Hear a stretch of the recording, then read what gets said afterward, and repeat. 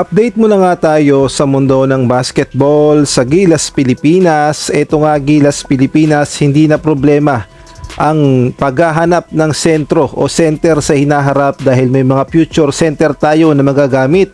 Ang tanong, sino-sino kaya ang mga ito? Ngunit bago tayo magpatuloy, pipindot naman ang like, subscribe at ang notification bell para updated ka sa susunod kong i-upload.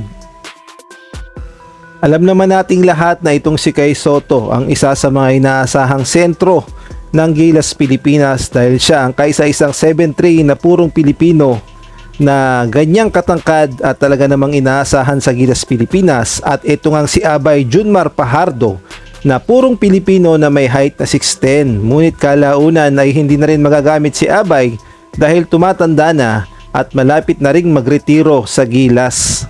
Mabuti na lamang ay may dalawa pa tayong sentro na pang backup kagaya na lamang nitong si AJ Edu at gay na rin ng bagong Gilas Pilipinas player na si QMB na magagamit as center ng Gilas Pilipinas.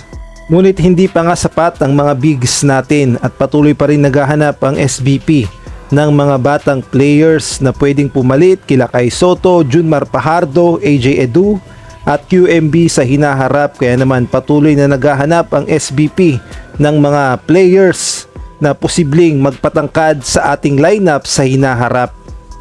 Ngunit alam nyo ba na may apat pala na purong Pilipino na pwede nang magamit sa Gilas Pilipinas sa hinaharap dahil ang height nila ay nag-average ng 6'10". Ang tanong, sino-sino kaya ang mga players na ito?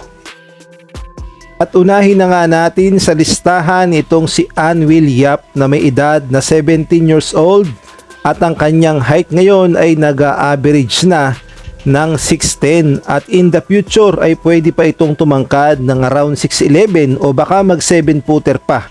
At isa nga ito sa binabantayan ng SBP dahil future center ito ng Gilas Pilipinas. At ang sunod nga na future center ng Gilas Pilipinas itong si Owen Calanasan, 17 years old. Ang kanyang height ay nag-average na ng 6'10", at ito nga ang masasabi nating future center ng Gilas Pilipinas basta matutukan lamang ng tamang practice at training, gagaling pa ang bata na ito.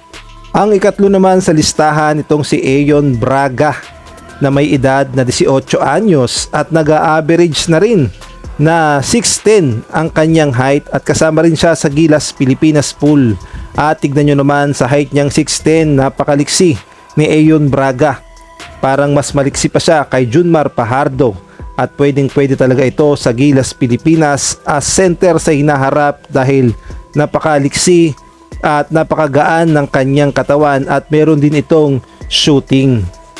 Kaya naman tinututukan talaga ng mabuti ang bata na ito dahil future is bright sa Gilas Pilipinas kapag lalo pa itong gumaling at humusay. At tignan natin kung mapapasama siya sa Gilas Pilipinas pool na lalaban sa Siyaba qualifiers sa under 18. At ang panghuli naman walang iba kundi itong si Tyler Reyes na may edad na 17 anyos at nag-average na rin ng height na 6'10", at anak nga siya ng dating PBA player na si JR Reyes.